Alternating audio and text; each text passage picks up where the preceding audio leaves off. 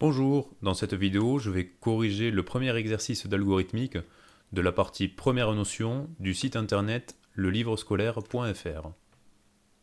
Dans cet exercice, nous avons un petit programme écrit en Python dont le but est d'inverser le contenu de deux variables a et b.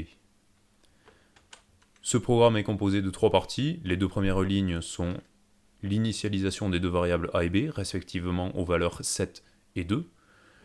Les deux lignes suivantes sont le corps du programme. Ce sont les lignes qui vont permettre d'inverser le contenu des deux variables a et b.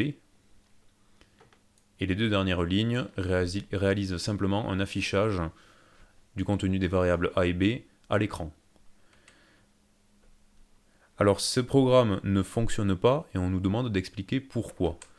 Eh bien on peut remarquer que les deux variables a et b sont initialisées respectivement à 7 et à 2, et on aimerait bien qu'à la fin de l'exécution du programme ce soit l'inverse, à savoir que l'on ait 2 dans A et 7 dans B. On peut exécuter ce programme et constater qu'effectivement il ne marche pas, puisqu'à la fin de l'exécution du programme, les deux variables a et b contiennent la valeur 2, et ce n'est pas ce que je veux. Alors pour essayer de comprendre pourquoi ce programme ne marche pas, on peut réaliser un tableau et dérouler l'algorithme à la main. Donc on réalise ce qu'on appelle la trace de l'algorithme. Ligne par ligne, je vais indiquer le contenu des deux variables a et b. À la fin de l'exécution de la première ligne, la variable a contient un 7 et la variable b ne contient encore rien. À la fin de l'exécution de la deuxième ligne, la variable a n'a pas bougé et la variable b contient un 2.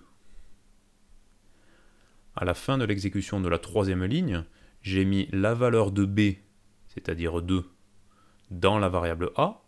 Donc la variable a reçoit la valeur 2 et la variable b n'est pas modifiée.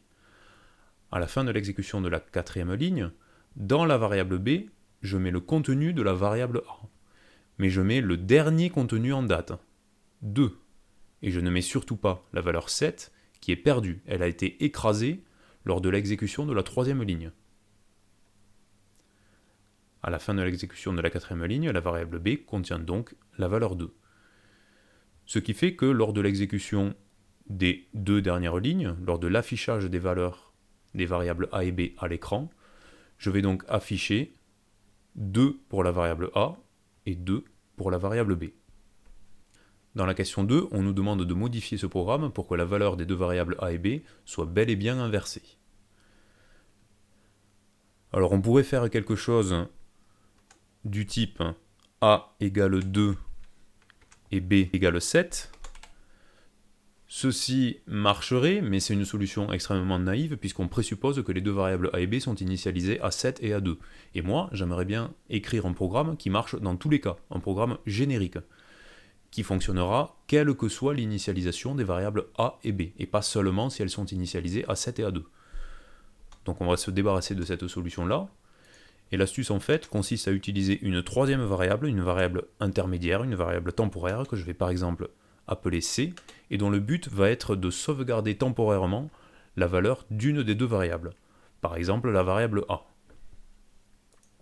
Donc à la ligne 4, dans la variable a, je vais pouvoir maintenant mettre le contenu de la variable b, et à la ligne 5, dans la variable b, je vais mettre l'ancien contenu de la variable a, qui a maintenant été sauvegardé dans la variable c. Donc b est égal à c.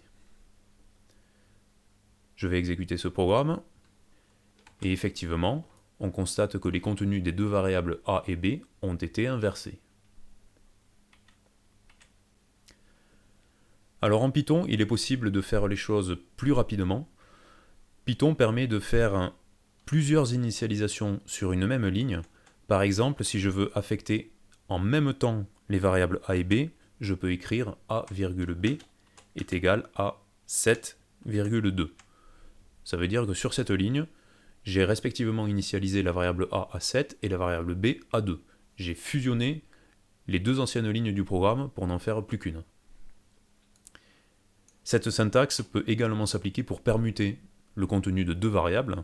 Je peux donc écrire a,b est égal à b,a, et cette instruction permet de d'inverser le contenu des variables A et B. J'exécute le programme pour vérifier que les contenus des deux variables ont bien été inversés.